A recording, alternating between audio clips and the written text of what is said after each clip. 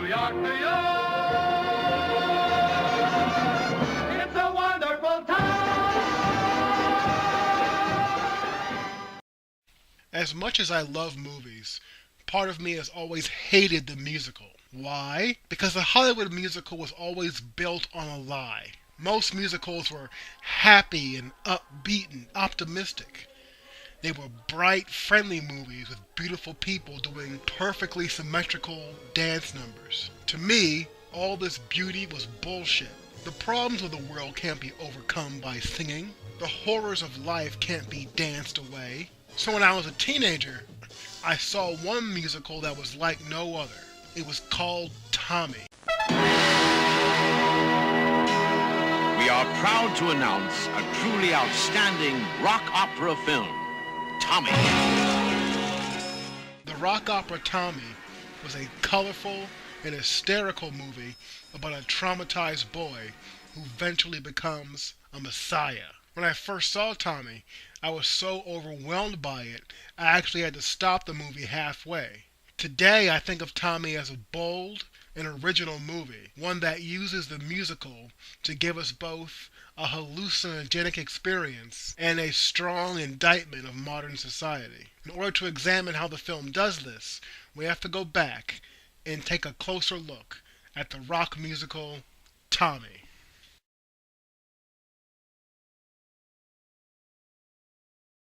Now, Tommy is based on the album by the British rock band The Who. Now, when it came to adapting the rock album, the task fell to British director Ken Russell. Russell was at the time an up-and-coming director whose films were known for their frank sexuality and their flamboyant visual style. Now, both the album and the movie tell the story of a young boy who witnesses the murder of his father. Now, after the murder, Tommy's mother and his stepfather command the boy to forget everything he has seen and heard. As a result, a young Tommy shuts down all his senses and becomes deaf, mute, and blind. You didn't hear it, you didn't see it, you won't see nothing to no one ever in your life, you never heard it. How absurd it'll seem without any proof. You didn't hear it, you didn't see it, you never heard it, not a word of it. You won't see nothing to no one, never tell a soul what you know is the truth. So at the heart of the film Tommy is a strange conundrum. The movie is filled with all the colorful images and sounds that we expect from the movie musical, but its main character can experience none of them. In telling the story of a boy who is separated from his senses, director Ken Russell amplifies the sensory aspects of the film. In Tommy, you are constantly aware of how you are both watching and listening to this film. Now look at this scene, which is probably the most famous number in the movie. Here, Tommy is now a prodigy at the game of pinball, and he faces the world pinball champion, played by Elton John. In the sequence, the camera never stops moving, and the scene is composed of these jagged edits that cut back and forth between the pinball champion, Tommy, the rising scores of the pinball machine, a rock band playing on stage, and the growing energy of the crowd. So the music in Tommy is not a force for unity or harmony like in previous musicals. Here, music is a force for chaos, and the film's choices in lighting, editing, and design infuse the scene and the film as a whole with a feeling of controlled hysteria.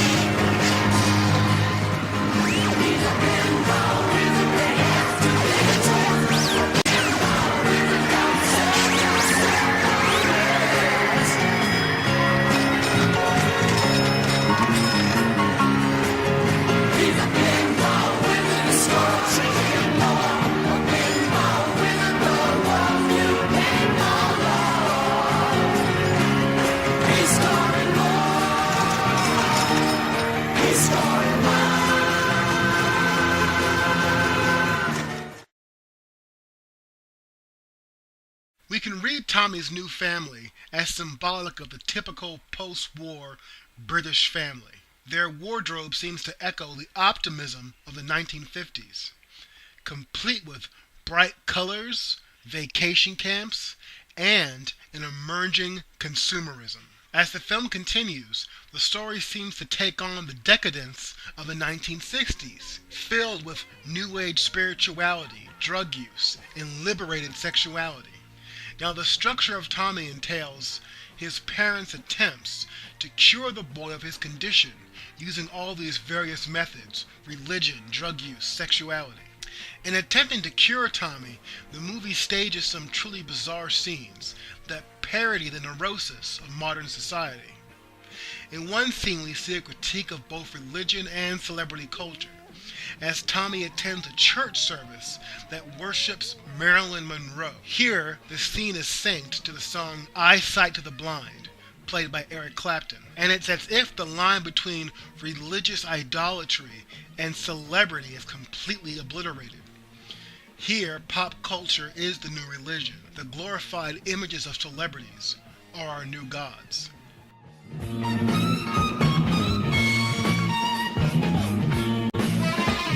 She's got the power to heal you. Never fear. Oh, she's got the power to heal you. Never fear.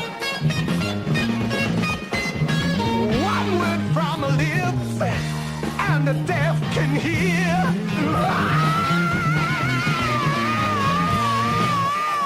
Oh, yeah!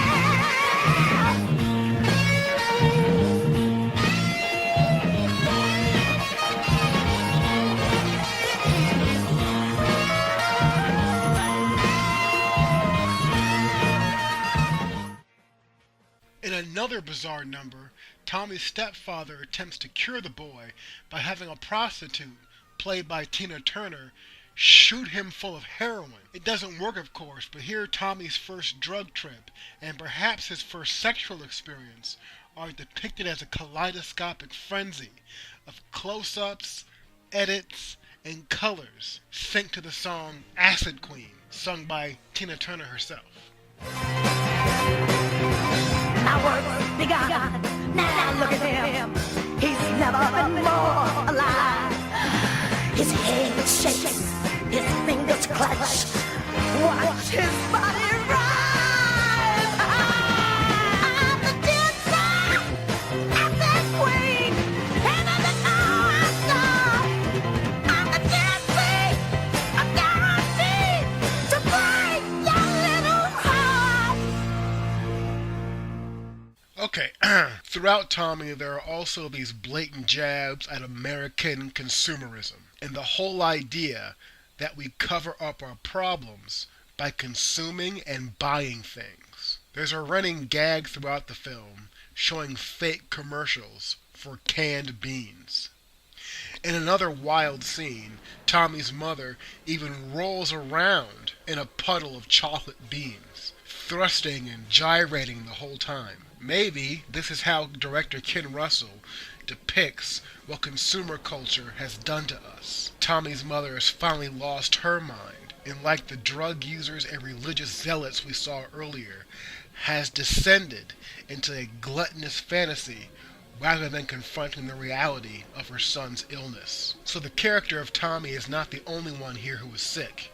In reality, it is modern society that is just as sick, maybe even sicker than Tommy. Years of war and maintaining the British Empire have damaged a whole generation and have caused them to seek quick fixes in things like consumerism, drugs, and religion in order to cure their collective pain. So Tommy was a big hit when it came out in 1975. It was the #1 movie for several months. It has garnered a small but respectable cult following, and was one of a series of movie musicals like the Rocky Horror Picture Show and The Wall that came out in the late 70s and early 80s that had dark, adult overtones to them. Tommy is not a film for everyone. Some may find it to be overbearing and silly. I find it to be a stimulating and original take on the movie musical. So, thanks for listening.